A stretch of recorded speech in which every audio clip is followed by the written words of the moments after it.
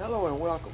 Listen, I went over to the international dealer the other day and I asked the parts department, the manager, why is there a couple of Cummins engines outside in the yard that's actually blown?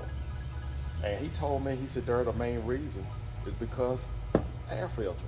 I said, air filter? He said, people are not changing the air filter. Can you believe that? So in this video, we actually going to change this air filter. And just want to show you how easy it is to change an air filter. And don't wait on your indicator to actually tell you when to change this.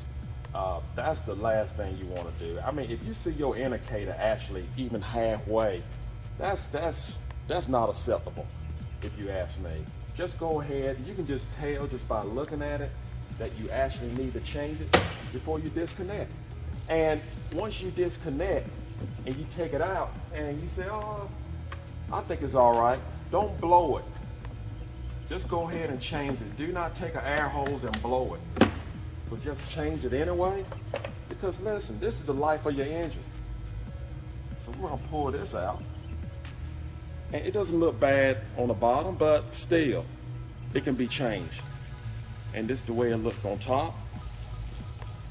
Yeah, I definitely recommend Fleet Guard or a air filter from your local international dealer or Cummins dealer. Now that looks much better. And it only costs you a few dollars. Man, this is the life of any engine. Not just a Cummins, but any engine. Just put it back into place.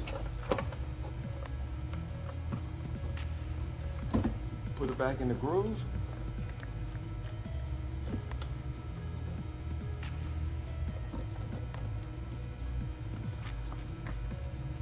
Just snap it.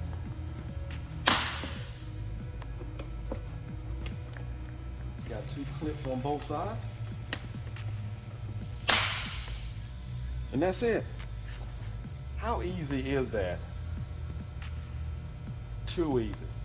Change your air filter. Listen, thank you for taking time to watch my video.